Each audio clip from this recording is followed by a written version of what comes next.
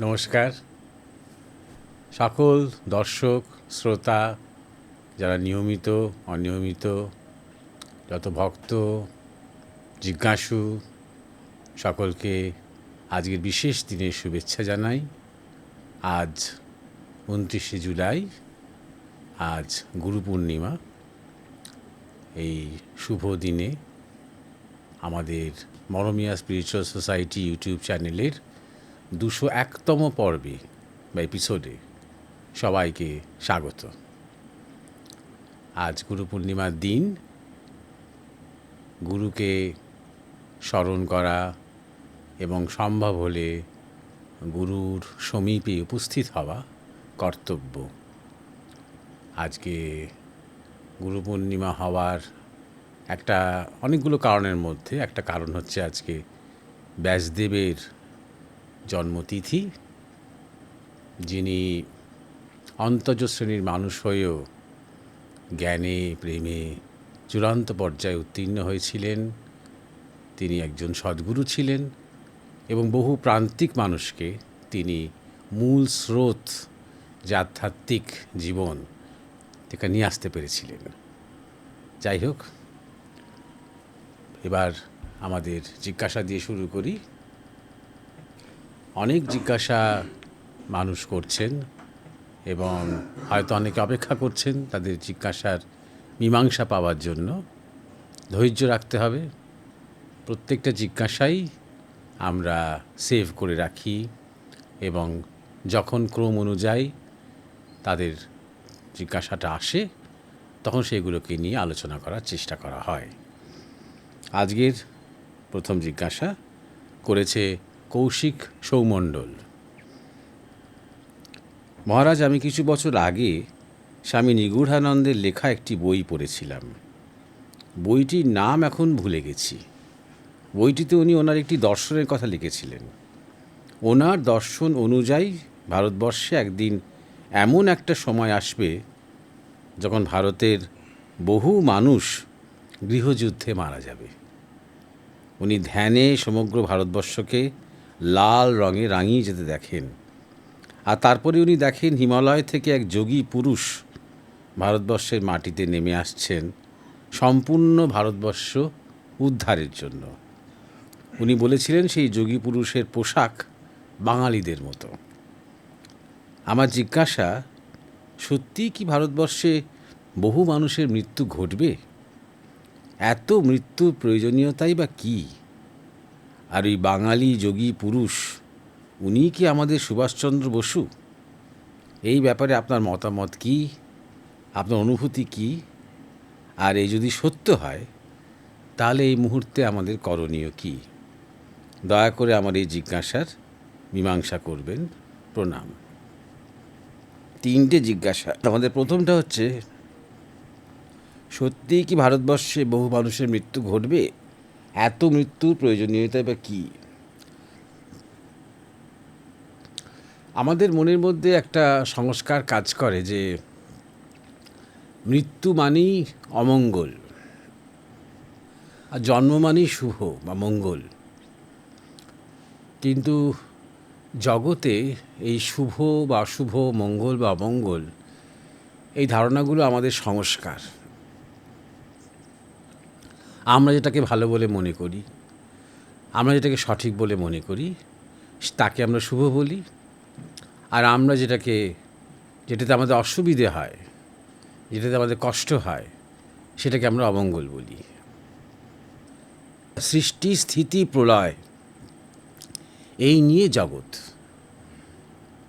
যেটাকে আণবিক স্তরেও তাই, আবার বিভুক স্তরেও তাই, অর্থাৎ পার্টিকেল স্তরেও তাই, আর সামগ্রিক স্তরেও তাই। সব কিছু জগৎ আছে মানেই জগতে সৃষ্টি আছে, স্থিতি আছে, প্রলয় আছে। জগৎ বলতে শুধু আমি এখানে সূর্য, চন্দ্র, গ্রহ, নক্ষত্র, নীহারিকার কথাই বলছি না। জগৎ বলতে একটা গাছও বোঝায়, জগৎ বলতে একটা বালির কণাও বোঝায়, একটা ধুলোর কণাও বোঝায়, একটা অণুকেও বোঝায়। সব কিছু মিলিয়েই জগৎ। সমস্ত বিন্দুগুলো যেমন জগৎ, সেই বিন্দুগুলো যখন সমষ্টিগত হয়ে যখন একটা সমুদ্র তৈরি হয় সেও এক জগৎ। সুতরাং সকল জগৎ এই তিনটে যে প্রিন্সিপাল, অর্থাৎ সৃষ্টি, স্থিতি, প্রলয়, এর অধীনে।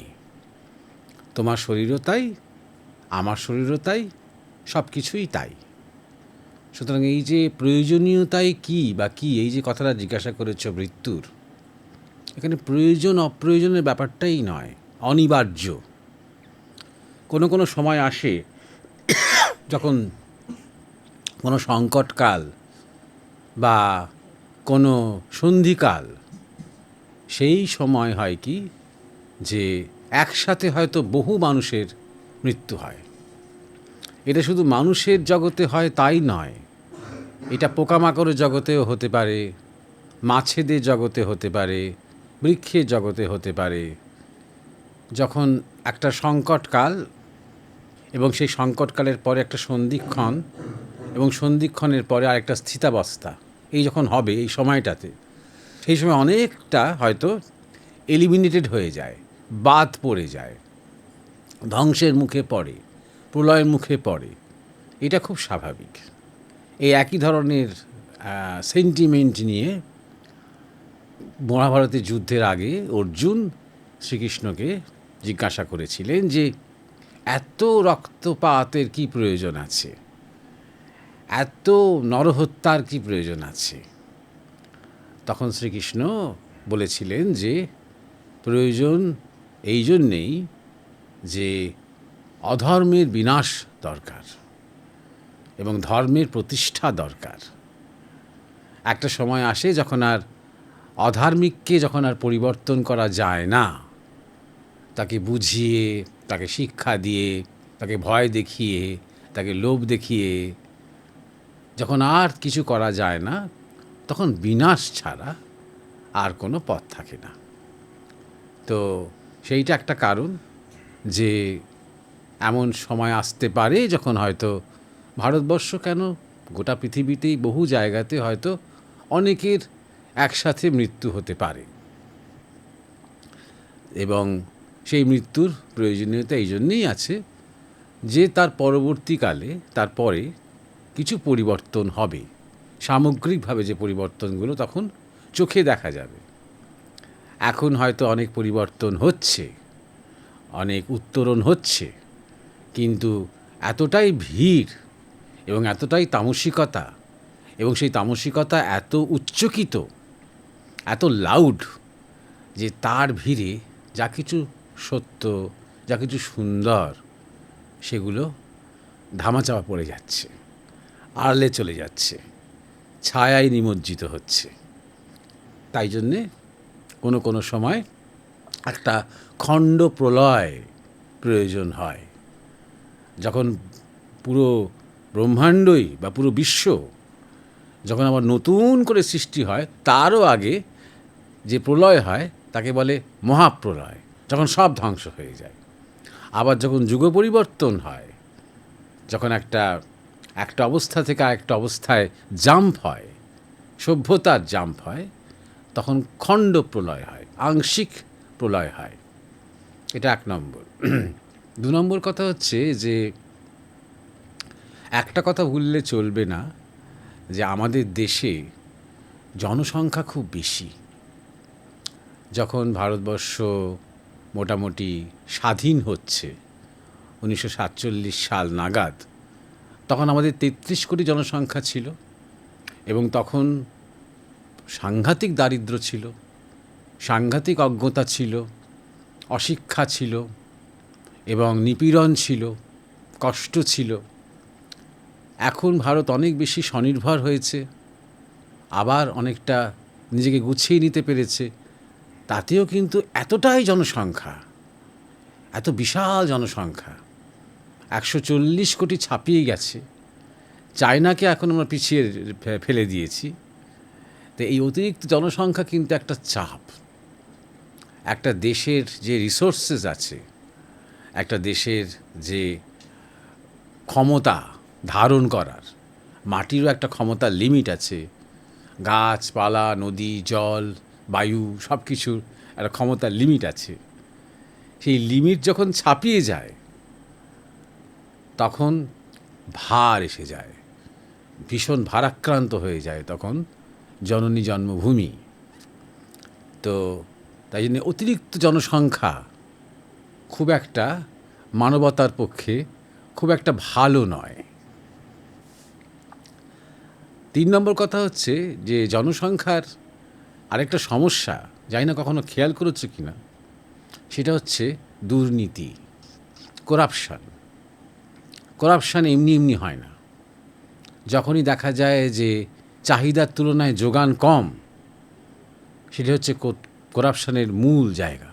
এই ধরো সম্প্রতি যে দিল্লিতে যে আন্দোলন হয়েছে এবং এখনও চলছে, সে আন্দোলনের মূল বিষয়টা কি, যে একটা পরীক্ষাতে প্রশ্নপত্রের কিছু প্রশ্ন ফাঁস হয়েছিল এবং ফাঁস করেছিল বেশ অবস্থাপন্ন মানুষজন।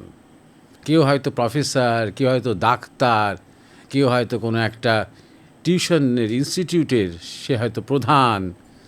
তারা কেউ খুব একটা দরিদ্র নয় বা খুব একটা টাকার জন্য যে করেছে তা নয়, টাকা তো তারা পেয়েইছে। কিন্তু এই যে দুর্নীতি, এত যে সাংঘাতিক দুর্নীতির কারণ কি, যে পরীক্ষায় সফল হবে হয়তো 500 জন ছেলে মেয়ে, আর পরীক্ষার্থী হয়তো কয়েক লক্ষ। শেষ পর্যন্ত ডাক্তার হবে হয়তো কয়েকজন, কিন্তু ডাক্তার হতে চাইছে এমন লক্ষ লক্ষ ছাত্রছাত্রী আছে, এবং তাদের মধ্যে অনেকেই খুব হয়তো যোগ্য, পড়াশুনোর দিক দিয়ে তারা খুব যোগ্য সেই জায়গায় পৌঁছানোর জন্য।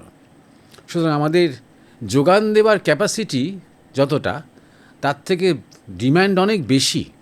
আর তখনই করাপশানটা হয়, তখনই দুর্নীতিটা হয়, তখনই মাঝখানে দালাল চলে এসে এটা সর্বত্র। এটা জাস্ট একটা উদাহরণ দিলাম, এই নিট পরীক্ষাটা, চাকরি বাকরি, স্কুলে ঢোকা, ট্রেনে রিজার্ভেশন পাওয়া, হাসপাতালে ভর্তি হওয়া, সর্বত্র অতিরিক্ত চাপ। যতটা যোগান দিতে পারা যায় স্বাভাবিকভাবে, তার থেকে অনেক বেশি চাপ। তখন মানুষ মরিয়া হয়ে ওঠে যে আমি দরকার হলে কোনো একটা উপায়ে আমি এক্সট্রা টাকা খরচা করব আমার সুবিধাটুকু পাওয়ার জন্য, তাই না? তো এইখান থেকে করাপশানটা আসছে, যে বেশি মানে জনগণ বেশি, তাদের দাবি বেশি।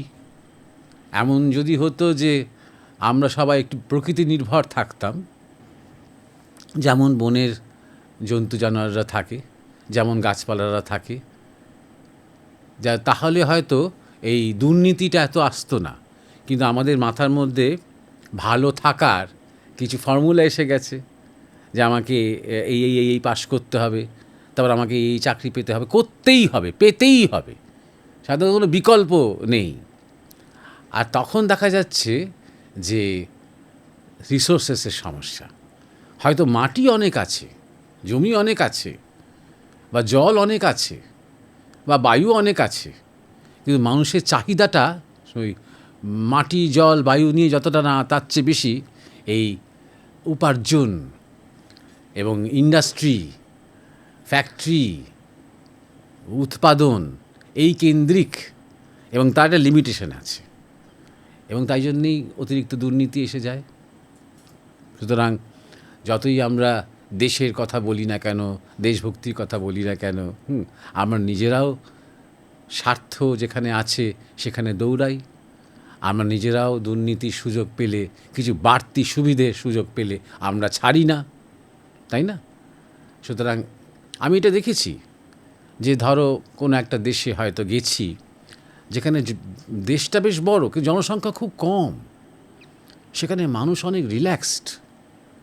সেখানে একটা বাসে বা একটা ট্রেনে অত ভিড়ই হয় না। হয়তো যে বাসটাতে সেদিন কোনো কারণে বেশ লোক বসে আছে, সবাই বসে আছে, ভর্তি হয়ে আছে, হয়তো কেউ একজন উঠলেন, একজন কোনো বয়স্ক মা উঠলেন, সঙ্গে সঙ্গে একটা ইয়াং ছেলে উঠে দাঁড়ালো, তাকে বসতে বলল। এই যে ভদ্রতাটা, এই সৌজন্যটা, এই শিষ্টাচারটা সে করতে পারে, কারণ দাঁড়িয়ে যাওয়াটাও বেশ আরামের ওই বাসটাতে, কারণ একদম ভিড় নেই, কোনো চাপ নেই, গুঁতোগুতি নেই, ঘেমে নেই, ক্লান্ত হয়ে যাওয়া নেই, তাই না? তো ওই যে একটা শিষ্টাচার, ওই যে মানসিকতা, আরেকজনের দিকে তাকানো, তার অসুবিধাটা বোঝা, এইগুলো আসে যখন চাপটা কম থাকে, ভিড়টা কম থাকে। যখনই ভিড় বেশি হয় তখনই গুঁতোগুতি শুরু হয়ে যায়। সেই হ্যাঙ্গার থেকে সেই ট্রেনের ছেড়েছে, ফাঁকা ট্রেন আসছে, তাতেই সব রুমাল রাখা আছে, তাস রাখা আছে ডেলি প্যাসেঞ্জারদের। কতটা দুর্নীতি! আরও কয়েকশো লোক, তারাও যে গুঁতোগুতি করে উঠবে, তারা যে দূরে যাবে, কোনো দিকে সে তাকাবেই না। কিন্তু এই লোকগুলোই যদি হতো, সেই ট্রেনে এক একটা কামরাতে হয়তো 40টা করে মানুষ যাচ্ছে, তারপরেও দু একটা সিট আছে, তাহলে কিন্তু একে অপরের সাথে পরিচয় করতো, আলাপ করতো, গল্প করতো, স্টেশন দেখতে দেখতে যেত, হকারদের সাথে গল্প করতে করতে যেত। এই যে যখনই মানুষ কম, তখনই আমরা একে অপরের সাথে বেশি রিলেট করতে পারি। এই দেশগুলোতে এটাও দেখেছি আমি একটা, যে রাস্তায় কারোর সাথে কারোর চোখাচোখি হলেই একটা গ্রিটিংস করছে তার নিজের নিজের ভাষায়, সে ইটালিয়ান হোক, নরওয়েজিয়ান হোক, কি জার্মান হোক, যেই হোক না কেন, চোখাচোখি হলেই একে অপরকে তারা শুভেচ্ছা জানাচ্ছে তার নিজেদের ভাষায়। এবার রাস্তা দিয়ে যেতে যেতে ওই চোখাচোখি হওয়ার লোক কম বলে এটা করতে পারছে। আমাদের ধরো চাঁদনি চক দিয়ে আমরা কেউ যাচ্ছি রাস্তা দিয়ে, গ্রিটিং করতে করতে তো হাঁপিয়ে পড়বো, তাই না? কত তুমি গ্রিটিং করবে? ধরা যাক আমরা সবাই খুব ভদ্র, ওদের দেশ থেকে আমরা শিখে এসেছি, ধরো অসম্ভব। কোনো রকমের মানে একটা জায়গা দিয়ে ফাঁকা ফাঁকা হাঁটতে পারলেই মনে হচ্ছে যে এটা বিশাল ধন্য হলাম আজকে। চারদিক থেকে উপচে পড়ছে দোকানপত্র, লোকজন, মালপত্র, ধাক্কা ধাক্কি, গরু, সাইকেল, রিক্সা। এই যে প্রচণ্ড চাপের মধ্যে আমাদের মধ্যে যে ভালোটুকু, শ্রেষ্ঠটুকু, বন্ধুত্বপূর্ণ আচরণটুকু, সেগুলো নষ্ট হয়ে যাচ্ছে। এইগুলো ছোটো ছোটো উদাহরণ দিয়ে বোঝানোর চেষ্টা করছি যে অতিরিক্ত জনসংখ্যা একটা কাজের কথা নয়, বুঝতে পারছো? এবং এটাও দেখতে হবে জনসংখ্যার কোয়ালিটিটা। যখন ধরা যাক, যেমন অনেক জায়গাতেই জনসংখ্যা নিয়ন্ত্রণ করতে গিয়ে একটা ঝামেলা হয়েছে, সেটা হচ্ছে যে বৃদ্ধ বৃদ্ধাদের সংখ্যা বেড়েছে আর নবীনদের সংখ্যা কমেছে। ছেলে মেয়েরা বিয়ে করতে চাইছে না, বিয়ে করলেও সন্তানের মা বাবা হতে চাইছে না, দায়িত্ব নিতে চাইছে না, তাই জন্য জন্ম কম হচ্ছে, জন্মহার কমে যাচ্ছে, মৃত্যুহার আরও কমে যাচ্ছে। হেলথ কেয়ার এখন এত উন্নত হয়ে আছে যে যেমন করে হোক তাকে বাঁচিয়ে রাখা হচ্ছে, আর সে যেমন করে হোক তার সর্বস্ব খুইয়ে বেঁচে থাকার চেষ্টা করছে। বেঁচে থেকে সে যে কী করবে সেটা কিন্তু তার মধ্যে কোনো আইডিয়াই নেই। বাঁচবে এবং একটু খাবে বেশি, একটু থাকবে বেশি, জাস্ট বেঁচে থাকবে, ঘুম থেকে উঠবে, চোখ খুলে দেখবে আমি বেঁচে আছি, এই জন্য সে বেঁচে আছে। এমন নয় যে আমার এই কাজটা করণীয়, আমার এখনও দেশের জন্য, সমাজের জন্য এই কাজ করা বাকি আছে, আমার এটা সম্পূর্ণ করা বাকি আছে, এমন কারণে বেঁচে থাকার লোক কম। জাস্ট আরেকটু আমি বাঁচবো, এই আসক্তিতে সে বেঁচে আছে, বুঝতে পারছো? এই কোয়ালিটি অফ লিভিংটা কিন্তু নষ্ট হয় যখন আমাদের জীবনে মূল্যবোধ থাকে না। আর এই মূল্যবোধের শিক্ষাটা ডমিনেট করতে আরম্ভ করবে তখনই যখন আমাদের জনসংখ্যার একটা লিমিটেশন তৈরি হবে। ওই রকম বিস্ফোরণ, জনসংখ্যার যেটা বিস্ফোরণ হচ্ছে, এবং এমনও সম্প্রদায় আছে যারা সেই জনসংখ্যাটা এক ধরনের রাজনৈতিক অস্ত্র হিসেবে ব্যবহারও করছে, যেমন চীন করে। প্রচুর তাদের অনেক লোক আছে, তারা বর্ডার পেরিয়ে প্রচুর জায়গায় লোকজন পাঠিয়ে দেয়। করতে করতে করতে করতে সেই নতুন নতুন জায়গাগুলোর লোকাল পপুলেশনের থেকে চাইনিজ পপুলেশন বেড়ে যায়। যখনই বেড়ে যায় তখনই চায়না দাবি করতে আরম্ভ করে এই দেশটা আমাদের। এইভাবে নানা রকমের দুর্নীতি এবং দুরাচার এই জনসংখ্যাকে কেন্দ্র করে হয়। এই জন্যই বিনাশের প্রয়োজন আছে, বিনাশের প্রয়োজন আছে। এই জন্যে আমরা যারা বেঁচে আছি তারা কি করতে বেঁচে আছি, এই প্রশ্নটা তোলারও প্রয়োজন আছে। আমরা কি কিছু গঠনমূলক কিছু ফেরত দিচ্ছি আমাদের সমাজকে? আমাদের কি কিছু দেওয়ার আছে? আমরা হঠাৎ যদি এখন মরে যাই, ইমিডিয়েট ফ্যামিলির দু একজন ছাড়া আর কারোর একটা বিশাল কিছু ক্ষতি কি হয়ে গেল তেমন না? আরেকজন ভোগী শুধু মারা গেল, আরেকজন যে খেতে চাইছিল, একটু বাঁচতে চাইছিল প্রাণপণ, সে শুধু মারা গেল। কথাগুলো কঠিন লাগলেও না, এই কথাগুলো আমাদের ভাবতে হবে। যদি আমরা আজকে একটা আধ্যাত্মিক উন্নতি বা আধ্যাত্মিক উত্তরণের কথা ভাবি, এইটা আমাদের ভাবতে হবে। এরপরে যে তোমার জিজ্ঞাসা যে ওই একজন নেমে আসবেন, তার বাঙালির মতন পোশাক, তিনি সুভাষচন্দ্র বসু কি না, দেখো, এরকম ধরনের তো জল্পনা বা এরকম ধরনের ভবিষ্যৎবাণী অনেকেই করেছেন যে তিনি আছেন এবং তিনি ফিরে আসবেন। আবার তার বিরুদ্ধেও অনেকে অনেক প্রতিক্রিয়া জানিয়েছেন যে তার প্রায় 128-29 বছর বয়স হয়ে গেছে, এতদিন বেঁচে থাকা সম্ভব কি না। তখন আবার তার উল্টো দিকে তর্ক দিয়েছেন কত যোগী আছেন যারা 150, 200, 250 বছর বাঁচতে পারেন। বরফানি বাবাই অনেক দিন বেঁচেছিলেন, 200 বছর পেরিয়ে গিয়েছিলেন। সুতরাং এটার পক্ষে বিপক্ষে অনেক তর্ক বিতর্ক আছে। তবে এরকম ধরনের একটা আমার কোনো ব্যক্তিগত অনুভূতির কথা এখানে খুব একটা প্রাসঙ্গিক নয়। তবে এরকম একটা ধারণা অনেকের মধ্যে রয়েছে যে হ্যাঁ, তিনি আছেন এবং তিনি সক্রিয় আছেন। তার পরিকল্পনা অনুযায়ী অনেক কিছু হচ্ছে আমাদের দেশে এবং বিদেশে। অনেক সমীকরণ তৈরি হচ্ছে, নতুন নতুন যুদ্ধ তৈরি হচ্ছে বা যুদ্ধক্ষেত্র তৈরি হচ্ছে। এবং আগামীতে আমরা যখন একটা সংকটকালের মধ্যে থাকব, তখন তিনি আবার ফিরে আসবেন, হাল ধরবেন, এরকম ধরনের সম্ভাবনা রয়েছে। এবং সেটা নিয়ে বেশিক্ষণ পড়ে থেকে একটা রসালো আলাপ করাটা খুব একটা কাজের কথা নয় বলে আমি মনে করি। আর শুধুমাত্র গৃহযুদ্ধ হবে এমনও নয়, গৃহযুদ্ধটা একটা অংশ মাত্র। গৃহযুদ্ধ এই জন্যই হবে যে সেটা বহিঃশক্তির দ্বারা নিয়ন্ত্রিত বা হবে বা হচ্ছে এক ধরনের। আর যুদ্ধটা শুধুমাত্র বন্দুক নিয়ে, বোমা নিয়ে, লাঠি নিয়েই হয় না। যুদ্ধটা তোমার ইন্টেলেকচুয়াল স্তরে হয়, যুদ্ধটা তোমার ন্যারেটিভ স্তরে হয়, যুদ্ধটা মিডিয়াতে হয়, যুদ্ধটা যা কিছু তুমি শুনছো, পড়ছো, জানছো, যা তোমাকে জানানো হচ্ছে সেই স্তরেও হচ্ছে। সুতরাং যখন একটা তর্ক হচ্ছে কোনো একটা বিতর্ক সভায়, তখন সেখানেও একটা যুদ্ধ চলছে। কারণ সেই যুদ্ধের জেতা বা হারা প্রভাব পড়ছে যারা সেই বিতর্কটা শুনছে তাদের জীবনে। তখন ধ্যান ধারণা পাল্টাচ্ছে, তাই দর্শন পাল্টাচ্ছে, ইউনিভার্সিটি স্তরে চলছে, সব জায়গাতেই যুদ্ধটা চলছে। হয়তো ওই লালে লাল হয়ে যাওয়া যে যুদ্ধটা, যেটা ফিজিক্যাল, যেটা শেষ স্তরে হয় ফিজিক্যাল, সেটা হয়তো এখনও বাকি আছে, অল্প বিস্তর এদিক ওদিক হচ্ছে, বাকি আছে। এগুলো হয়, এগুলো যে একবার প্রথম হচ্ছে তা নয়, আগেও অনেকবার হয়েছে এরকম, এবং সারা বিশ্বেই হয় যখনই একটা ওই পরিবর্তনের সময় হয়। এ নতুন কিছু নয়।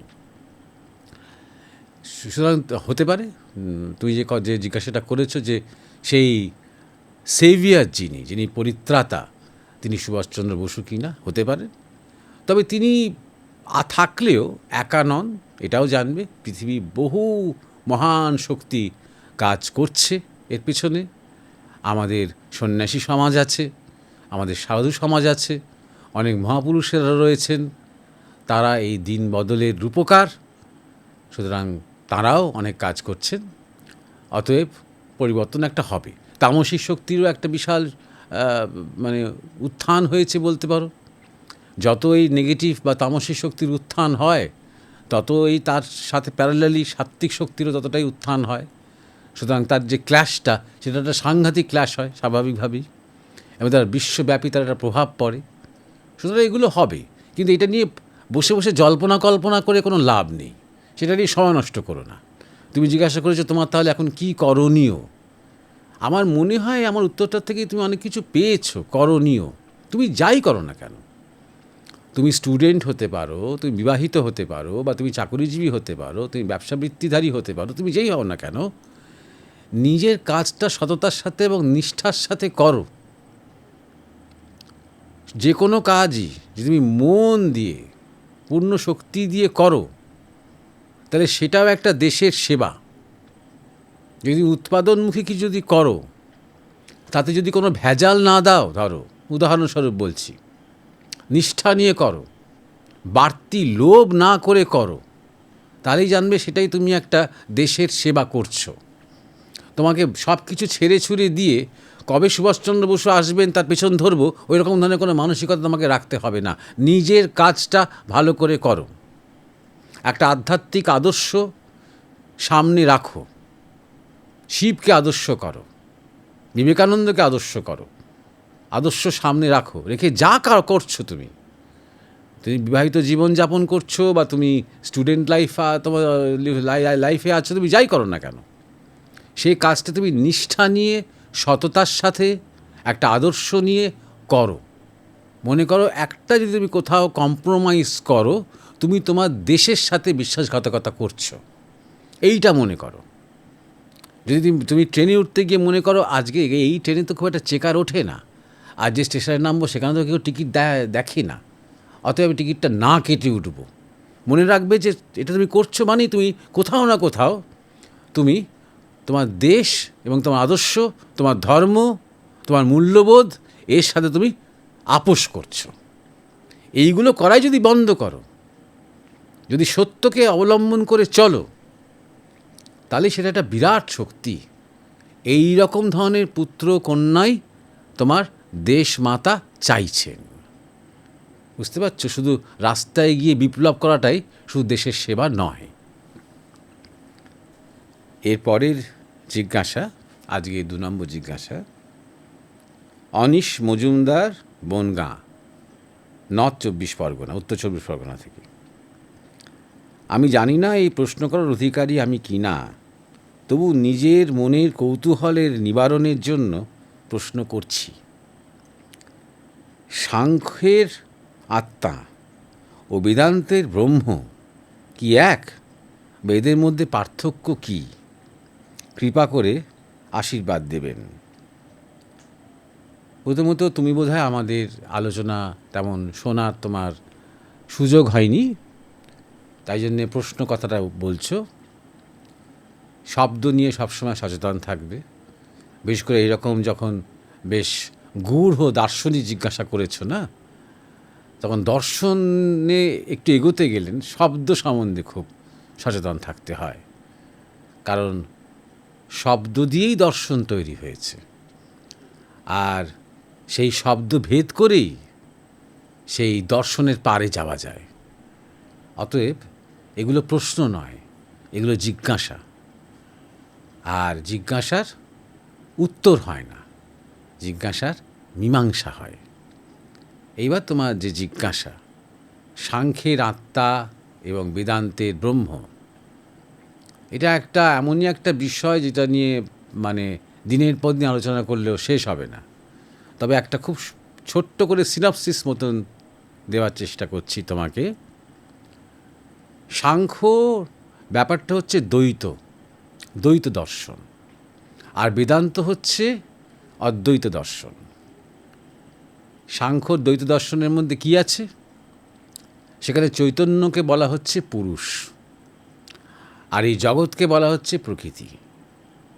অর্থাৎ যা কিছু পরিবর্তনশীল, যা কিছু এই সৃষ্টি স্থিতি প্রলয়ের মধ্যে, রূপান্তরের মধ্যে দিয়ে ক্রিয়াশীল, তাকে বলা হচ্ছে প্রকৃতি। আর এই প্রকৃতির পশ্চাতে রয়েছে পুরুষ। এরা চির বিভাজিত, কোনোদিন মিলিত নন এবং কোনোদিন মিলিত হবেনও না। এইটা হচ্ছে পুরুষ এবং প্রকৃতির তত্ত্ব। সুতরাং জীবের কাজ কি বা জীবের কর্তব্য কি? জীবের কর্তব্য হচ্ছে নিজেকে পুরুষ বলে জানা। পুরুষ বলতে নিজেকে সাক্ষী স্বরূপ, আত্মা স্বরূপ, সেই পুরুষ দ্রষ্টা রূপে নিজেকে জানা, এবং জগৎ থেকে আমি যে আলাদা এই বোধে উত্তীর্ণ হওয়া, তখনই সে মুক্ত হয়। এই হচ্ছে সাংখ্য দর্শনের মূল কথা। বেদান্তের মূল কথা কি? বেদান্তের মূল কথা হচ্ছে ব্রহ্ম এবং জগৎ, কিন্তু সবই ব্রহ্মময়। অর্থাৎ এই জগৎ ব্রহ্মেরই অধ্যাস। অধ্যাস মানে যেটাকে আমরা বলি প্রজেক্ট। আমাদের গুরুদেব স্বামী পরমানন্দ এই শব্দটা ব্যবহার করতেন। অধ্যাস মানে হচ্ছে প্রজেক্ট।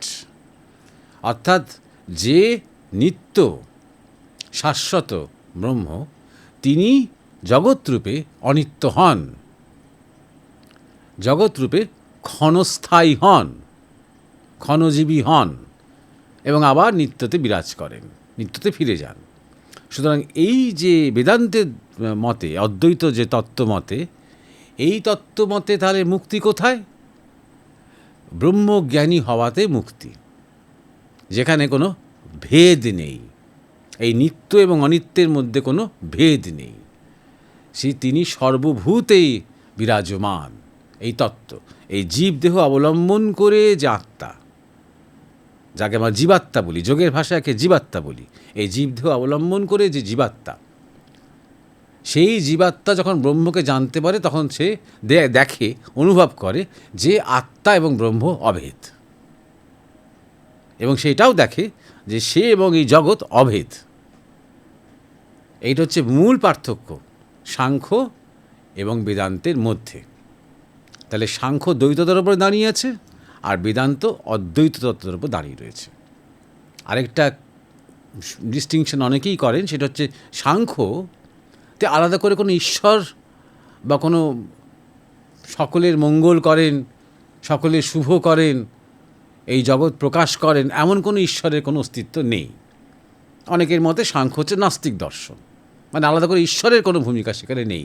পুরুষ এবং প্রকৃতি আছে, এই পুরুষের মধ্যে কোনো সংকল্প নেই, তাই জন্য ঈশ্বর নেই। বা পুরুষের মধ্যে মানে ভালো হোক, মঙ্গল হোক, সচেতন হোক, ইত্যাদি ইত্যাদি কোনো আশীর্বাদ নেই। আর প্রকৃতি যে যা কিছু ঘটে চলেছে সেটা মেকানিক্যালি ঘটছে, কর্মফল ইত্যাদি ইত্যাদি, বা বস্তু রূপান্তর, এনার্জি থেকে বস্তু ইত্যাদি যা কিছু ঘটছে সব কিছু মেকানিক্যালি ঘটছে, তার একটা প্রকৃতি কিছু অমোঘ নিয়মে অনুযায়ী ঘটছে। সাংখ্যতে সাধারণত এইভাবে দেখা হয়। বেদান্তের যে ব্রহ্ম, তিনি ম্যানিফেস্ট করেন, তিনি নিজেকে প্রকাশিত করেন। সুতরাং তাঁর একটা প্রজেক্ট রয়েছে, তাঁর একটা উদ্দেশ্য রয়েছে, স্বপূর্ণতা বলা যেতে পারে, দন্তে শয়বয়, স্বপূর্ণতা। তার একটা উদ্দেশ্য, ম্যানিফেস্টেশনের মধ্যে দিয়ে তিনি নিজেকে জানবেন, এরকম একটা উদ্দেশ্য রয়েছে। তাই জন্যে এক্ষেত্রে সর্বশক্তিমান, সর্বজ্ঞ, সর্বভূতে বিরাজিত এই শব্দগুলো কিছুটা ঈশ্বর সংজ্ঞাবাচক। যেটা আমরা ঈশ্বরের ক্ষেত্রে বলি, সেটা আমরা ব্রহ্মের ক্ষেত্রে অনেকে সেটা ব্যবহার করতে পারেন। অতএব এখানে এটা আস্তিক দর্শন বলে অনেকে মনে করেন, বেদান্তের দর্শন। সেখানে এক ধরনের অস্তিত্ব আছে, যেখানে মঙ্গল এবং শুভ ইত্যাদি চেতনা রয়েছে। একটা অ্যানালজি দিয়ে বলা যেতে পারে, ধরো যে সমুদ্রের জল এবং সমুদ্রের জলে যে ঢেউ, এবারে জল যখন জানলো যে আমি ঢেউ নই, তখন সে মুক্ত হয়ে গেল। যখন সে জানলো যে আমি চিরকালীন স্থির জল, বুকে ঢেউ ওঠে আবার নামে, ঢেউ ওঠে নামে, কিন্তু আমি ঢেউ নই। এই হচ্ছে সাংখ্যের মুক্তি। আর ওই একই যদি অ্যানালজি নিই, যখন দেখা যায় যে জল স্থির এবং যে জল ঢেউ সবই একই, সবই আমি, সবই জল, সে একই জলবিন্দু, সে একই H2O, এই বোধটা যখন হয় তখন সে ব্রহ্মজ্ঞানী। সুতরাং মুক্তি উভয়েরই উদ্দেশ্য। সাংখ্য এই সেপারেশনের মুক্তিটা দেখে, আর বেদান্ত এই ইউনিটিতে মুক্তিটা দেখে। এটা হচ্ছে পার্থক্য। আশা করি বুঝতে পারলে। এরপর যে জিজ্ঞাসা, সে জিজ্ঞাসা করেছে ভীষ্মদেব মণ্ডল, বারুইপুর। আমি আপনার পডকাস্ট নিয়মিত শুনি মহারাজ। আমার একটা জিজ্ঞাসা ছিল, যদি বলেন, এই যে জামাই ষষ্ঠী থেকে শুরু করে জগদ্ধাত্রী পুজো পর্যন্ত শেষ মানে কন্টিনিউ পর যে পূজাগুলো হতে থাকে মহারাজ, এগুলো কি আগের যুগের কোনো রাজা মহারাজরা এই নিয়ম করে গিয়েছিল, নাকি এটা তিথি মেনেই হয়? আসলে পুজোগুলো যদি একটু সময় একটু 1 মাস বাদে হতো, মনে হয় ভালো হতো। আমি যদি কিছু ভুল জিজ্ঞাসা করে থাকি, ক্ষমা প্রার্থী। তুমি আবার সেই উদরপিণ্ডি বুধঘাড়ে দিয়ে দিয়েছ। জন্মাষ্টমী হচ্ছে বৈষ্ণবদের, জন্মাষ্টমী হচ্ছে শ্রীকৃষ্ণের জন্মতিথি। আর জগদ্ধাত্রী পুজোর কথা তুই যে বলছো, বা মাঝখানে যে অনেকগুলো পূজা পরপর যায়, দুর্গা পুজো, লক্ষ্মী পুজো, কালী পুজো, আবার কার্তিক মাসে জগদ্ধাত্রী পুজো, এগুলো সব শাক্ত, এগুলো শক্তি উপাসনা। সুতরাং জন্মাষ্টমীর সাথে তুমি যদি সম্পর্ক করতে চাও, তুমি যদি যাকে বলে বৈষ্ণব শাক্ত মিলেমিশে একাকার করতে চাও, তোমার ব্যাপার। কিন্তু ওই রকম ধরনের কোনো একটা মানে বিষয় নেই যে তোমার জন্মাষ্টমী থেকে জগদ্ধাত্রী একটা বিশেষ ব্যাপার আছে, তিথি অনুযায়ী হয়। এবং দুর্গাপুজো তোমার মূলত একদম প্রাচীন দেবী দুর্গা, কিন্তু সেটা বসন্তকালে হতো। পরবর্তীকালে শ্রীলঙ্কায় যাওয়ার আগে এটা কথিত, এটা বাঙালিদের মধ্যে এটা কথিত, এটা বাল্মীকি রামায়ণে সম্ভবত নেই। শ্রীলঙ্কা বা লঙ্কাতে পৌঁছানোর আগে সাগর পাড়ে বসে শ্রীরামচন্দ্র নাকি দুর্গাপুজো করেছিলেন, যাতে তিনি সেই যুদ্ধে জয়ী হন। তাই জন্য অকাল বোধন বলা হয়। অকালে, শরৎকালে, বসন্তকালের দেবীকে তিনি অকালে বোধন করেছিলেন, সেখান থেকে অকাল বোধন শুরু হয়। যাই হোক, এটা একটা রীতি চলে আসছে, কথা চলে এসেছে। এই পুজোগুলো অনেক কাল থেকেই আছে, দুর্গা পূজা, লক্ষ্মী পূজা, কালী পূজা, জগদ্ধাত্রী পুজো। এক্স্যাক্টলি তার সময়কাল এগুলো নিয়ে নির্ণয় করা কঠিন মানুষের পক্ষে। দেবী আছে মানেই প্রাচীনকাল থেকেই আছে। লক্ষ্মী নতুন কোনো দেবতা নন বা দেবী নন, দুর্গাও নন, কালীও নন, জগদ্ধাত্রীও নন, প্রাচীনকাল থেকেই এরা আছেন। এবার এই যে পুজোর ইয়েগুলো, এর কিছু ইতিহাস খুঁজলে হয়তো পাওয়া যাবে যে এত জনপ্রিয়, এত বহুল প্রচারিত কি করে হলো, তার হয়তো ইতিহাস পাওয়া যাবে কিছু।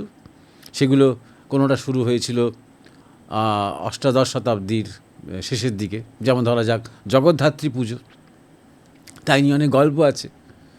একটা খুব মানে প্রচলিত বা জনপ্রিয় গল্প হচ্ছে কৃষ্ণচন্দ্র মহারাজ, তাকে গ্রেপ্তার করেছিলেন আলীবর্দী খাঁ, এবং আলীবর্দী খাঁ গ্রেপ্তার করেছিলেন, তার দুর্গাপূজায় থাকা হয়নি। তিনি খুবই মাতৃভক্ত ছিলেন, মানে দেবী ভক্ত ছিলেন।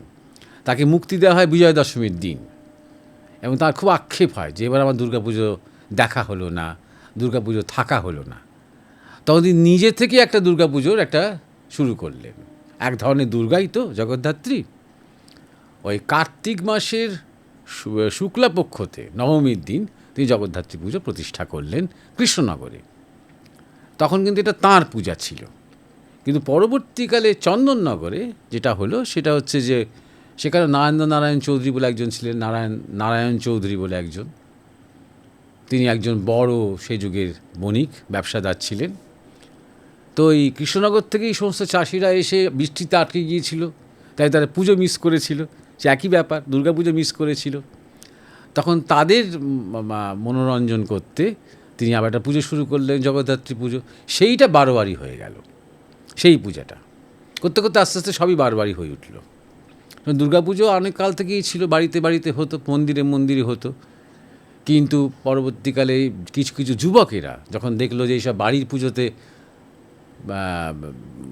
পুজো করাও যায় না,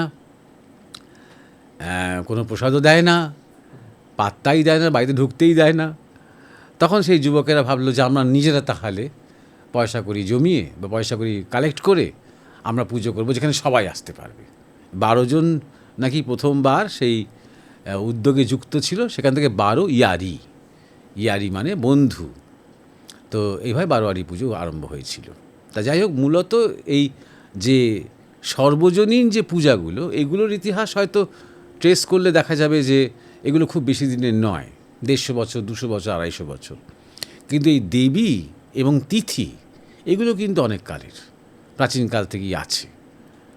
এবং আছে বলেই এই যে সময়টা শাক্তদের জন্য, বিশেষ করে যারা শক্তি পূজা করে বা মাতৃ উপাসনা করে, এই মহালয়া থেকে শুরু করে একদম কালী পুজো এবং বলতে পারো জগদ্ধাত্রী পুজো পর্যন্ত এই যে সময়টা, এটা বিশেষ সময়।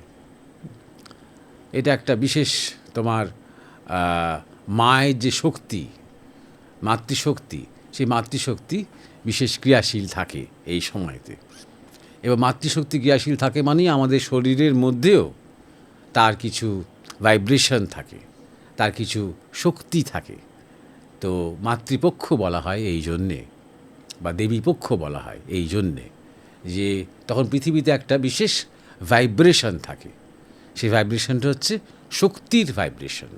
একটু আগে যখন সাংখ্য দর্শন নিয়ে আমরা কথা বলছিলাম, তখন আমরা এই যে জগৎকে, যে ম্যাটারকে বলা হচ্ছে প্রকৃতি, এই প্রকৃতিকে শক্তিরূপে কল্পনা করা হয়েছে। নারী রূপে কল্পনা করা হয়েছে এবং প্রকৃতির যে দ্রষ্টা তাকে পুরুষ রূপে কল্পনা করা হয়েছে। তা একটা মানে সেই পুরুষকে জানতে গেলে, সেই সত্তাকে জানতে গেলে আমার শক্তিকে ঊর্ধ্বমুখী হতে হবে। তা এবং শুধু তাই নয়, একটা সমাজকে জাগাতে গেলে, একটা সভ্যতাকে জাগাতে গেলে, একটা দেশকে জাগাতে গেলে সেখানেও আমাদের চেতনা ঊর্ধ্বমুখী হতে হবে। এই যে নিম্নমুখী হয় এবং ঊর্ধ্বমুখী হয়, কি হয়? শক্তি হয়। তাই জন্যে শক্তি পূজা। শক্তি ছাড়া কিছুই সম্ভব নয়।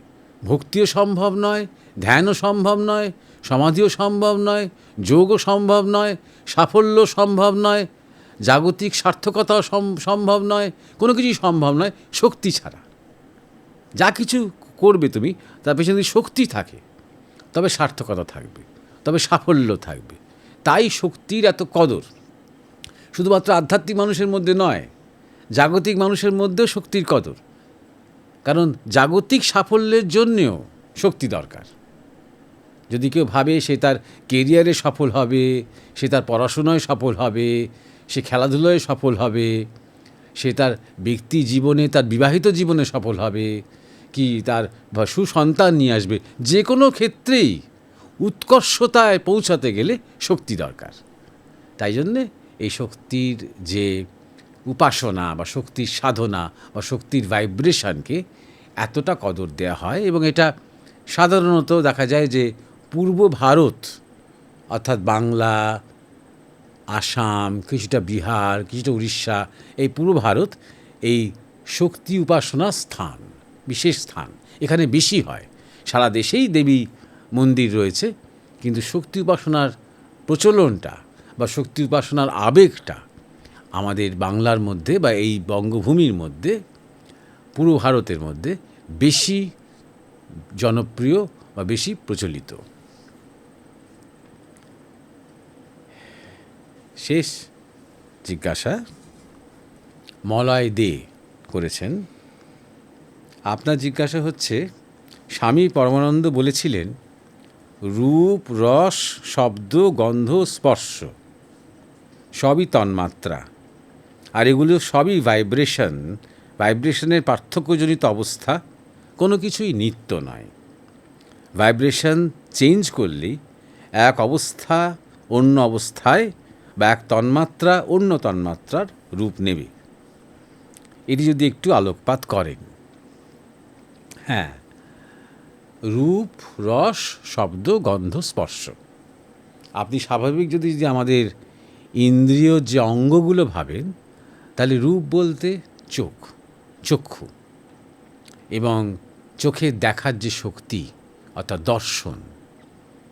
রস বলতে জিহ্বা, স্বাদ, অর্থাৎ স্বাদ নেওয়ার যে আমাদের প্রবণতা বা স্বাদ নিয়ে যে পার্থক্য করার ক্ষমতা, এই যে প্রসেসিংটা হচ্ছে আমাদের মধ্যে। তারপর রূপ, রস, শব্দ বলতে কর্ণ, আমাদের যে শ্রুতির যে শক্তি, সেইটা। জগতে অনেক শব্দই আছে, এবার কোনটা আমার কানে ঢুকছে, কোনটা কীভাবে প্রসেসিং হচ্ছে, কোনটাতে আমি কীভাবে রিয়্যাক্ট করছি, এইগুলো আছে। রূপ, রস, শব্দ, গন্ধ মানে আমাদের নাসিকা, আমরা যে ঘ্রাণ, যে ঘ্রাণ শক্তি, তার যে প্রক্রিয়া বাহ্যিক প্রকৃতির মধ্যে, ব্রেনের মধ্যে এবং আমাদের পুরো নিউরো সিস্টেমের মধ্যে। এবং স্পর্শের যে অনুভূতি, যেটা আমরা আঙুল দিয়ে, হাত দিয়ে, শরীর দিয়ে যখন আমরা স্পর্শ করছি, তার যে অনুভূতি আমাদের শরীরের মধ্যে হচ্ছে, তার যে প্রক্রিয়া, এই সবটা মিলিয়ে এই যে অনুভূতিগুলো হচ্ছে, এগুলোকে তন্মাত্রা বলে। তন্মাত্রা যদি শব্দটাকে আমরা বোঝার চেষ্টা করি, তাহলে একটা কথায় বলা যেতে পারে ভাইব্রেশন, কিন্তু ভাইব্রেশন বললে সম্পূর্ণটা বলা যায় না, কমপ্লিট হয় না। যে এলিমেন্টাল কোয়ালিটি, যে সূক্ষ্ম কোয়ালিটি এই প্রকৃতির মধ্যে রয়েছে, বলা যেতে পারে আরেক রকমভাবে বলতে পারা যায়, আমাদের যে চৈতন্য এবং যে জগৎ, আবার বলছি চৈতন্য কিন্তু ঠিক শরীর নয়। চৈতন্যের উপকরণ দিয়ে শরীরটা তৈরি হয়েছে কিছুদিনের জন্য বটে, তো সেই চৈতন্য এবং যে জগৎ, এর মধ্যেকার যে সেতু, যে প্রক্রিয়াগত যে সেতু, তাকে বলা যেতে পারে তন্মাত্রা। যে প্রসেসিংয়ের মধ্যে দিয়ে এই জগতের সাথে আমাদের পরিচয় এবং আদান প্রদান হচ্ছে। যদি এই তন্মাত্রাগুলো না থাকে তাহলে জগতের কোনো অস্তিত্ব কিন্তু নেই। হয়তো শরীর আছে, কিন্তু এই বাহ্যিক জগতের সাথে আমাদের একদম দরজা জানলা সব বন্ধ হয়ে আছে, লকড হয়ে আছে সম্পূর্ণ। হয়তো খাদ্য গ্রহণও হচ্ছে সবই, কিন্তু আর স্বাদ পাচ্ছি না। হয়তো অনেক শব্দ আছে, কিন্তু আর শব্দ শুনতে পাচ্ছি না। তাহলে আমাদের সাথে জগতের যে সম্পর্ক, সেটা নিরূপণ হয় যে এলিমেন্টাল সাটেল ভাইব্রেশনের দ্বারা, তাকে বলা যেতে পারে তন্মাত্রা। তাহলে এইবার আমরা আজকে যেটা জড়বিজ্ঞান যেটা করতে পারে সেটা হচ্ছে আমরা এখন বস্তুকে আমরা এখন শক্তিতে রূপান্তরিত করতে পারি। বা যেখান থেকে ধরুন আমরা নানা রকমের এই বোমা টোমা সব তৈরি করছি, তাই না? বা আমরা ইলেকট্রিসিটি, পাওয়ার জেনারেশন, অনেক কিছু করছি, যেটা আমরা পারি না এখনো পর্যন্ত, যেটা এখনও জড়বিজ্ঞান ধরতে পারিনি, সেটা হচ্ছে শক্তিকে বস্তুতে রূপান্তর করা, যেটা অনেক যোগীরা পারেন এবং যেটাকে বলা হয় সূর্যবিজ্ঞান। এই পঞ্চতন্মাত্রাকে নিয়ে, পঞ্চভূতকে নিয়ে শক্তি সংগ্রহ করে ইচ্ছা মতন তারা বস্তু তৈরি করতে পারেন। ইচ্ছা মতন করতে পারেন কথাটা বলতে গিয়ে এখানে খেয়াল রাখতে হবে, এইভাবেই কিন্তু জগৎ তৈরি হয়েছে। বস্তু থেকে কিন্তু এনার্জি নয়, মানে ম্যাটার থেকে এনার্জি হয়নি কিন্তু এই জগৎ এনার্জি থেকে ম্যাটার হয়েছে। একটু আগে আমরা সাংখ্য দর্শন নিয়ে আলোচনা করছিলাম যে পুরুষতত্ত্ব থেকে মহৎ, মহৎ থেকে অহং, অহং থেকে বাসনা, বাসনা থেকে জগৎ তৈরি হতে আরম্ভ হচ্ছে। তাহলে অনেক আগে এনার্জি, আর এনার্জিরও পারে হচ্ছে কনসাসনেস, চৈতন্য। তাহলে এইভাবেই জগৎ তৈরি হয়েছে। তা যোগীরা যারা সেই স্থিতিতে পৌঁছেছেন, তারা ওই ক্রমটা নিজেদের শরীর দিয়ে, নিজেদের চেতনা দিয়ে, নিজেদের অভ্যাস দিয়ে, অনুশীলন দিয়ে ওটাকে ধরতে পারেন। ধরতে পেরে যেটা করতে পারেন, ওই এনার্জি থেকে বা ম্যাটার, সেটা কি সূর্যবিজ্ঞান বলা হয়। তা ন্যাচারালি যে সেটা যখন করা যাচ্ছে, এবার আপনি চিন্তা করে দেখুন, এটা শুধুমাত্র কিছু ভাইব্রেশনের খেলা। শুধু তন্মাত্রা কেন, আপনার শরীরটাও তাই। আপনার শরীরটা শুধুমাত্র একটা ভাইব্রেশনে আছে, একটা কম্পনের মধ্যে আছে। একটা কম্পনের মধ্যে আছে বলে আমি আপনাকে একটা মানুষ হিসেবে চিনতে পারছি, আমি আপনাকে মলয় দে বলে চিনতে পারছি। আমি যদি একটা অন্য ভাইব্রেশনে থাকি, ধরুন অন্য তন্মাত্রায় থাকি, আর একটু উচ্চতর তন্মাত্রায়, তাহলে আমি আর আপনার শরীরটা দেখতে পাবো না। আমি হয়তো দেখবো একটা উজ্জ্বল আলো সামনে রয়েছে। আমি যদি আরও উন্নত ভাইব্রেশনে চলে যাই, আমি যদি স্থিতিতে চলে যাই, তখন আপনাকে আমি আলাদা দেখবই না। তখন দেখব এক, উভয়, উভয় বলে কিছু নেই, একটাই অস্তিত্ব। তাহলে যা কিছু, পুরো জগৎটাই তো ভাইব্রেশন, পুরো জগৎটাই। আবার এমন এই যে তন্মাত্রা বললাম, রূপ, রস, শব্দ, গন্ধ, স্পর্শ, যেটা গুরু মহারাজ বলেছেন, এই তন্মাত্রার মধ্যে আবার অনেক কিছু আছে যেগুলো আমরা ধরতে পারি না। এমন অনেক কিছু জগতে আছে যা আমরা দেখতে পাই না। হয়তো আমার সামনেই রয়েছে, আপনার সামনেই রয়েছে অনেক কিছু, অনেক অস্তিত্ব যা আপনি দেখতে পান না। আছে, হয়তো অন্য কেউ দেখতে পায়, হয়তো একটা কুকুর দেখতে পায়, হয়তো একটা পোকা দেখতে পায়, হয়তো একটা পাখি দেখতে পায়। একই কথা শব্দের ক্ষেত্রে প্রযোজ্য। জগৎ ভর্তি শব্দ, নাদ থেকেই জগৎ উদ্ভূত। কিন্তু এমন অনেক শব্দ আছে যেগুলো আমাদের স্পেকট্রামের বাইরে। আমাদের যে শব্দ শোনার যে রেঞ্জ, হয় তার ওপারে, নয় তার এপারে, তার নিচে। তাহলে তারও একটা লিমিটেশন আছে। সুতরাং এর বেশি আর দরকার হয়তো নেই মানুষের ক্ষেত্রে, যাদের ক্ষেত্রে যা দরকার। সুতরাং এই প্রত্যেকটা যে আমাদের এলিমেন্টাল এই কোয়ালিটিগুলো কিন্তু, হ্যাঁ, এই লিমিটেশনেই বোঝা যায় এটা একটা ভাইব্রেশন। আরেকজনকেও, আর কোনো প্রাণী, তার হয়তো এমন এমন কিছু দেখার ক্ষমতা আছে যেগুলো আমাদের নেই। আবার আমরা এমন অনেক কিছু হয়তো দেখি, সে দেখে না। তাহলে এইটা কেন হচ্ছে? কারণ রেজোনেন্সটা আলাদা। অর্থাৎ যা কিছু এই জগতের মধ্যে রয়েছে, এই পাঞ্চভৌতিক জগতের মধ্যে রয়েছে, সেই পাঞ্চভৌতিক জগতের মধ্যে কতটা সে দেখছে, কতটা সে শুনছে, কতটা সে স্বাদ নিচ্ছে, কিভাবে স্বাদ নিচ্ছে, কোন স্বাদটা তার কেমন লাগছে, এটা সম্পূর্ণ ডিপেন্ড করছে ওই যন্ত্রটার ওপরে। এই জগতে যা কিছু আসছে তার কিন্তু কোনো একটা ভেরিফাইড স্ট্যাম্প মারা স্বাদ নেই, বা শব্দ নেই, বা দৃশ্য নেই, বা অনুভূতি নেই। যা আছে আছে, তাই না ঠাকুর রামকৃষ্ণ বলতেন, যখন জ্ঞান হয়ে যাবে তখন যা জগৎ যা তাই। জগৎ আর অমুকের মতন তমুকের মতন ও যেমনভাবে দেখছে সে তেমনভাবে দেখছে এমন কিন্তু নয়, জগৎ যা তাই। তার মানে কি, সেখানে কিন্তু সে এই ভাইব্রেশনই বলুন বা যাক, হয় তার ঊর্ধ্বে বা তার দ্রষ্টা সে। তখন তার শরীর ভাইব্রেশনের মধ্যে রয়েছে, যাবতীয় তার চক্ষু কর্ণ নাসিকা বরং হয়তো আরও শার্প। যারা ধ্যান জপ করে নিয়মিত, যারা যোগাভ্যাস করে, তাদের দেখার চোখ, শোনার কান, তাদের স্বাদ নেওয়ার ক্ষমতা আরও বেশি তীক্ষ্ণতর হয়ে যায়, তারা আরও বেশি স্পর্শকাতর হয়, সেন্সিটিভ হয়। কারণ তাদের শরীরের গ্রন্থিগুলো অনেক বেশি জাগ্রত হয়ে ওঠে।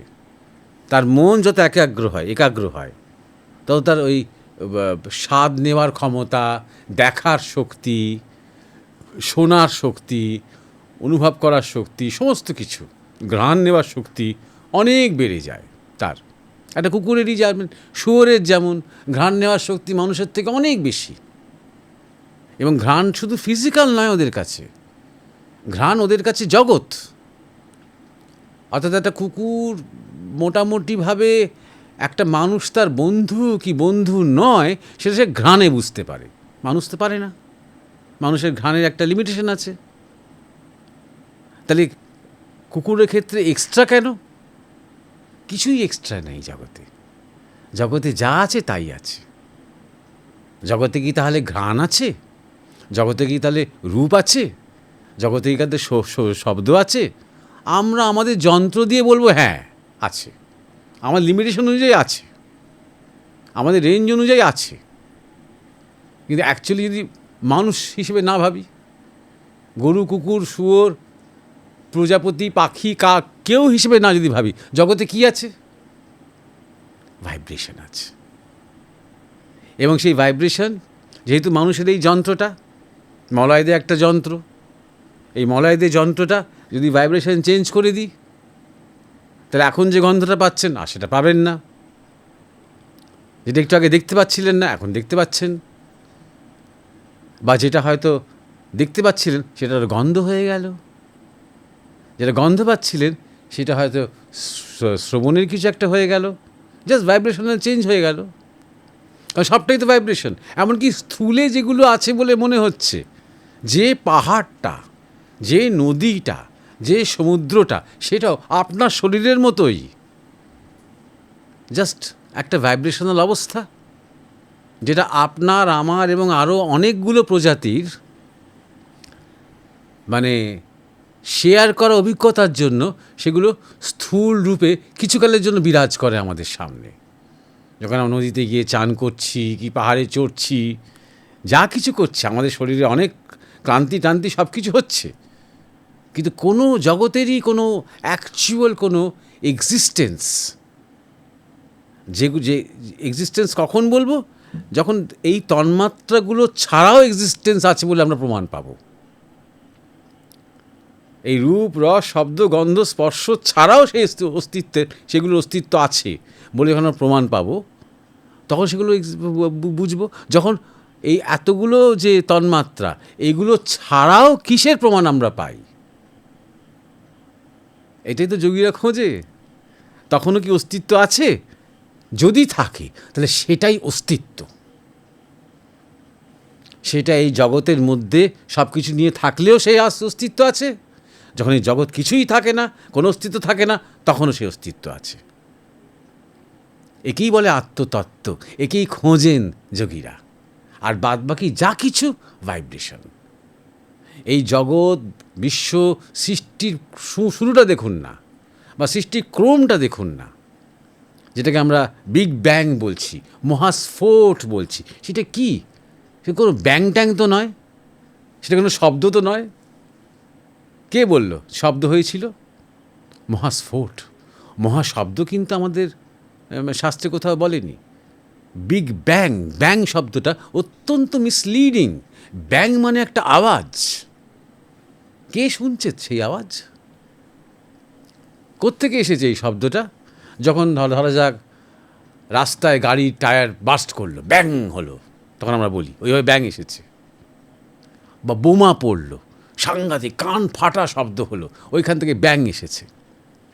তা যখন মহাস্ফোট হলো, সেই যে শব্দ কল্পনা করছি আমরা, অনুমান করছি, কোথায় শব্দ? কে শুনেছে? আদৌ কি পৃথিবীর অ্যাটমসফিয়ারের বাইরে কোনো শব্দ হয়? যখন তারায় তারায় ধাক্কাধাক্কি হয়, তখনও কি কোনো শব্দ হয় নাকি অ্যাটমসফিয়ারের বাইরে, যেখানে ইথার ছাড়া কিছু নেই? তাহলে পৃথিবীর এই পরিমণ্ডলের মধ্যে যে এত শব্দের কোলাহল, সেটা তো এই অ্যাটমসফিয়ারকে ধরে, এই পরিমণ্ডলে, এই পরিবেশকে ধরে। তাহলে ব্যাং কথাটাই মিসলিডিং, ভুল। মহাস্ফোট আমার শাস্ত্রে বলছে, যেমন যেমন ফুল ফুটে ওঠে, কোনো শব্দ করে না তো, তাই না? তা সেই ফুটে উঠছে, তারপরে কি হচ্ছে? শুধু ভাইব্রেশন, শুধু ভাইব্রেট হচ্ছে। একের পর এক যে যে যে কসমিক ক্লাউডস তৈরি হচ্ছে, মহাজাগতিক ধুলার যে মেঘ তৈরি হচ্ছে, ধীরে ধীরে ধীরে ধীরে ধীরে স্পাইরালভাবে এরকম হতে হতে হতে হতে ধীরে ধীরে ধীরে ধীরে এই গ্যালাক্সি, নিহারিকা, মিল্কি ওয়ে ইত্যাদি তৈরি হচ্ছে। সব যখন সলিডও হচ্ছে, কিসের ভিত্তিতে হচ্ছে? ভাইব্রেশন। এই যে বাদি যে স্ফোট এবং বাদি যে মুভমেন্ট, এই ভাইব্রেশন, তাকেই বলা হয় ওঙ্কার। আর আগা গোড়া তারপর থেকে যতই ম্যাটার,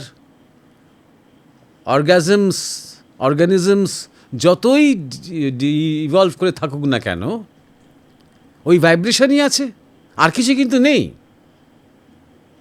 ওই তন্মাত্রাই আছে, ওই মাত্রাই আছে, ওই কম্পনই আছে। সেই কম্পনের কিছুক্ষণের জন্য একটা সলিড রূপ নিয়েছে বাসনার ভিত্তিতে, তাকে আমরা মলয়দের নাম বলেছি। আবার এই শরীরটা একদিন থাকবে না, কম্পনটা পাল্টে যাবে। কম্পন শেষ হয়ে যাবে না, কম্পনটা পাল্টে যাবে। স্থূল বডিটা, স্থূল সলিড যে ধরে রেখেছিল ওই কম্পনটা, সেই তখনও সলিডটা রয়েছে, কিন্তু তার মধ্যে যে প্রাণের কম্পন সেটা বেরিয়ে গেছে। তারপর সেই বডিটা দাহ হবে। তখন যে সূক্ষ্ম সূক্ষ্ম যে বাসনার কম্পন সে রয়ে যাবে। তখন আবার সেই বাসনার কম্পনের থেকে আরেকটা সলিড কম্পন তৈরি হতে আরম্ভ করবে। আর তখনই আবার সেই তন্মাত্রার খেলা শুরু হবে, এই জগতের সাথে আমাদের মেলামেশা করার যে খেলাটা। একটা শিশু যেমন প্রথমেই সেই মাটি মুখের মধ্যে দেয়, প্রথমেই স্বাদ দিয়ে জগতের সাথে ওর পরিচয় আরম্ভ হয়। জীবে ঠেকিয়ে ও জগৎকে জানার চেষ্টা করছে। তখন অতটা চোখ, কান এগুলো অতটা তার মধ্যে ডমিনেট করছে না, মুখ, জিভ ডমিনেট করছে। এবার আস্তে আস্তে জল, মানে যেভাবে এই পৃথিবী যেভাবে যে ক্রমে তৈরি হয়েছে, তার উল্টো ক্রমে সে জগৎকে জানছে। সে শুরু করছে মাটি দিয়ে, তারপরে জল, তারপরে আগুন, তারপরে বায়ু, তারপরে আকাশ। যখন 14-15 বছর বয়স হবে তার তার এই পঞ্চভূতের সাথে পরিচয় লাস্ট স্টেজ, তখন সে আকাশের দিকে তাকাবে আর ভাববে, কোত্থেকে এলাম? এটা আমরা, এই পৃথিবী গ্রহটা কেন? আমি কে? এই বিশাল যে একটা প্ল্যান, এই বিশাল যে মহাবিশ্ব, এর মধ্যে আমি কি? এই যে জিজ্ঞাসা জাগছে, তার মধ্যে একটা অপার বিস্ময় জাগছে, এই আকাশতত্ত্ব তার মধ্যে জাগছে, প্রশ্নচিহ্ন তৈরি হচ্ছে তার মধ্যে। তাহলে এইভাবে তার বডিও, তার ভাইব্রেশনসও যত বড় হচ্ছে, আস্তে আস্তে আস্তে তার তন্মাত্রা সূক্ষ্ম থেকে সূক্ষ্মতর দিকে যাচ্ছে বলে তার মধ্যে জিজ্ঞাসাগুলো উঠছে। তাহলে এই যে পঞ্চতন্মাত্রা, এই তন্মাত্রা এই জন্যেই গুরু মহারাজ ভাইব্রেশন বলেছেন।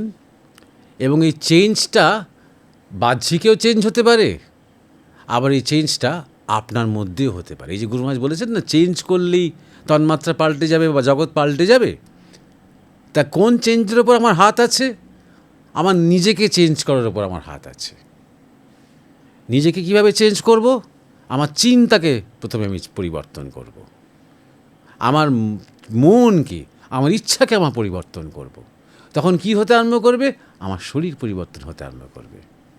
যত আমার শরীর পরিবর্তন হবে, আমি একটু আগে কী বললাম, তত আমার শরীর রিসেপটিভ হবে, রিসিভ করার ক্ষমতা রিসেপটিভ হবে। যেমন ধরা যাক যে আমাদের সাধারণ মানুষের শরীর আর দক্ষিণেশ্বরের ঘরে বসে থাকা ঠাকুর রামকৃষ্ণের শরীর। একটা যাকে বলে একটা কন্ডাক্টর, একটা বিশাল একটা পাওয়ার হাউস, সেখানে পাওয়ার বিচ্ছুরণ করছেন বলে নয়, গ্রহণ হচ্ছে তার শরীরে। তিনি যে গ্রহণ করছেন, বসে বসে একদম সমস্ত কসমিক শক্তিকে নিজের মধ্যে টানছেন, তা কিন্তু নয়। এমনই একটা যন্ত্র, যে যন্ত্রে একদম সূক্ষ্ম থেকে সূক্ষ্মতর শক্তিগুলো তার মধ্যে হই হই হই হই করে প্রবেশ করছে। এতটাই গতি তার যে মাঝে মাঝে তিনি স্থির থাকতে পারছেন না, সমাধিতে চলে যাচ্ছেন। এবং তার জন্য তার বিশেষ কিছু দরকার হচ্ছে না, হয়তো একটা গানের লাইন কিংবা একটা শব্দ কিংবা কাউকে একটু দেখা বা কারোর মুখে একটা ভালো কথা শোনা, এইটুকুতেই তার মধ্যে, শরীরের মধ্যে একটা বিরাট ধাক্কা এসে যাচ্ছে। কারণ যন্ত্রটা সাধনা শক্তিতে, বা এটা সাধনা শক্তিতে বললে ভুল হবে, এটা তার যাকে বলে তার ভগবৎ শক্তিতে তার যন্ত্রটা এতটাই রিফাইন্ড। তা এইটা ঠাকুর রামকৃষ্ণের মতো না হোক, প্রত্যেক মানুষের মধ্যে কিন্তু এই যোগ অভ্যাসের দ্বারা নিজের শরীরকে আরও সেন্সিটিভ করার সম্ভাবনা থাকছে। তখন ভাইব্রেশনটা চেঞ্জ হয়ে যায়, আমাদের তন্মাত্রাও পাল্টে যায়। আমাদের শোনা, আমাদের দেখা, আমাদের জিভে স্বাদ নেওয়া, ছোঁয়া, ঘ্রাণ, সব কিছুর মধ্যে একটা গুণগত কিন্তু পরিবর্তন হতে আরম্ভ করে। একজন ধ্যানী মানুষ হয়তো একটা জায়গায় গেল, সেখানে চন্দনের গন্ধ পেল বা দিব্য কোনো গন্ধ পেল, অন্যরা হয়তো পাচ্ছে না। এরকমভাবে আপনি কিন্তু আপনার তন্মাত্রাকে পরিবর্তন করতে পারেন। আর জগতের কোনো ফিক্সড তন্মাত্রা বলে কিছু নেই। কিছু একটা আছে যেটার সাথে আমাদের অ্যাকশন রিয়াকশান চলছে, যেটার সাথে আমাদের আত্মীয়তা চলছে, আমাদের পরিচয় চলছে। কিছু একটা আছে, এই জাগতিক স্তরে কিছু একটা আছে, আধ্যাত্মিক স্তরে কিছু একটা আছে। গুরু আছে, সে জগতেই আছেন তো তিনি, তার বাণী আছে, তার শিক্ষা আছে, তার আদর্শ আছে, এই জগতের মধ্যেই আছে তিনি এই গুণগত পরিবর্তনটা করবার জন্য এই জগতের বাইরে গিয়ে জগৎটাকে জানা, তারপর জগৎটাকে বা নিজেকে বা জীবনকে আস্বাদন করা যায়। যাই হোক, আজ গুরু পূর্ণিমার দিন, অনেক কথা হলো, আজকের মতন শেষ করি। সবাইকে আমার শুভেচ্ছা প্রীতি জানিয়ে আজকে নমস্কার জানাচ্ছি।